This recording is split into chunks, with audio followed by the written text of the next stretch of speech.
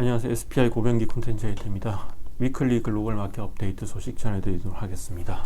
네, 오늘 전해드릴 소식도 미국 오피스 시장에 대한 소식입니다. 최근에 이 소식 되게 많이 전해드렸는데 최근에 또 한 번 급격한 변화가 일어나고 있어요. 이제 사실 이제 미국 대도시 오피스 시장에 대해서는 일종의 이제 믿음, 신화 같은 게 있었는데 그게 최근에 급격하게 무너지고 있습니다. 그 사례들 몇 개를 좀 소개해드리려고 하고요.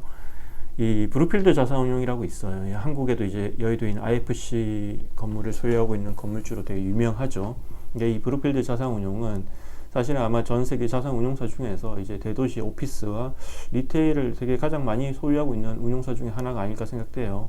되게 이제 코로나19 이후에 오피스와 리테일 그리고 도시에 대한 어떤 대도시 도심에 대한 뷰가 되게 비관적으로 바뀌었지만 그럼에도 불구하고 이 도심이 다시 살아날 거다. 도시가 다시 회복될 거다. 이에 대한 강한 믿음을 갖고 있는 회사이기도 한데요.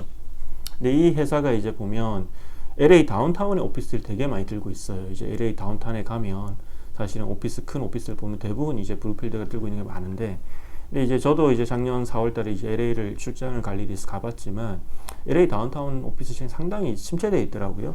되게 많이 공실도 많고 사람들도 많이 안 다녀가지고 되게 썰렁했는데, 근데 사실 그 당시에도 브루필드는 상당히 자신감을 보였거든요. 그러니까 괜찮다, 이 시장 좋을 거다 이런 얘기를 했는데, 근데 최근에 이제 보면 브루필드 다운타운 LA 펀드 오피스 트러스트 인베스트라고 있는데 여기 이제 보면 한 6개 정도 오피스를 담고 있는데 이 중에 이제 한 2개 정도 오피스가 최근에 대출 만기가 도래했는데 대출을 못 갚겠다고 했어요, 브루필드가. 그러면 채무 불이행 사태가 발생한 거고, 이게 사실은 이제 어찌 보면 LA 오피스 시장이 상당히 안 좋은 시그널이 되고 있어요. 워낙 이제 큰 오피스고 브루필드가 이제 그동안 LA 오피스 시장에 보여줬던 믿음이 되게 굳건했기 때문에 되게 안 좋은 시그널이 되고 있고요. 근데 보면 이제 이 오피스뿐만 아니라 다른 오피스도 이제 이 아까 말씀드린 그 펀드에 포함된 다른 오피스들도 사실 대출 만기가 곧 올해 말쯤에 돌아오는 게 있는데 그것도 상당한 규모예요. 이제 하나는 이제 5억 달러 규모고 하나는 2억 6,300만 달러 규모인데 이제 크기 때문에 이거에 대한 대출도 이제 갚을 수 있을까 이런 우려가 나오고 있고요. 또 이 펀드가 담고 있는 다른 자산인 피게로 타워 같은 경우에 현재 이제 매각이 진행되고 있기도 합니다. 이렇게 안 좋은 이유는 당연히 이제 금리 인상 여파가 되게 크고요. 거기다가 사실은 이제 코로나19에 변화된 오피스 시장의 어떤 분위기 때문에 오피스에 대한 보는 뷰가 그리고 오피스를 사용하는 기업들, 사람들이 인식이 많이 달라졌기 때문에 공실률이 되게 높아졌잖아요. 금리 인상과 오피스 시장 공실률 상승의 어떤 이중고를 겪고 있다고 보면 되고요. 실제로 이제 JLL이 이제 조사한 결과 그 오피스 시장 동향 자료에 따르면 작년 2022년 4분기죠. 4분기 이제 LA 다운타운 오피스 시장 공실률이 22.7%를 기록했습니다. 저희가 지금 차트를 보여드리고 있는데 꾸준히 상승한 걸 볼 수 있죠. 네, 되게 높은 수준입니다.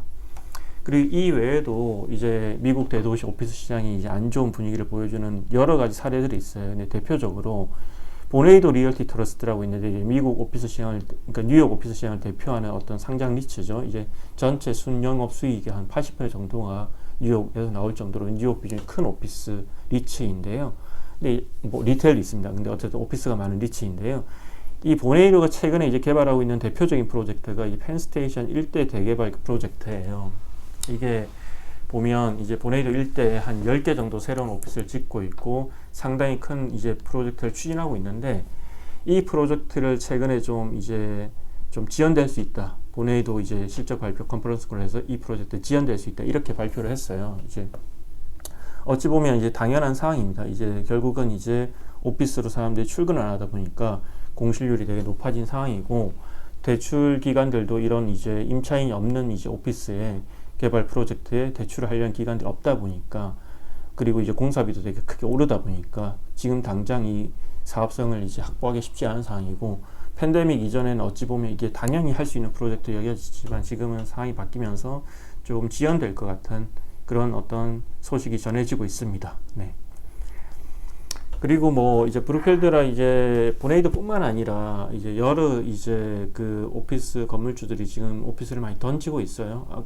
지난주에도 소개해드렸지만 이제 뉴욕에 이제 오피스를 많이 들고 있는 RXR 리얼티라든지 이런 이제 릴레이티드 같은 회사들도 최근에 이제 오피스를 손절한다는 소식이 계속 전해지고 있고요. 아마도 이런 얘기들은 계속해서 늘어날 것 같습니다. 그리고 또 하나 이제 보면 지난주에 전해진 소식을 보면 뉴욕 이제 맨하튼 미드타운에 가면 되게 이제 유서 깊고 되게 오래된 좋은 빌딩이 하나 있는데 시그랜 빌딩이라고 있는데 이게 이제 올해 5월 달에 10억 달러 규모의 대출 만기가 도래합니다. 그래서 이제 리파이낸싱을 위해서 움직이고 있는데 뭐 이제 만만치 않다. 이제 리파이낸싱이 그런 소식도 전해지고 있고요.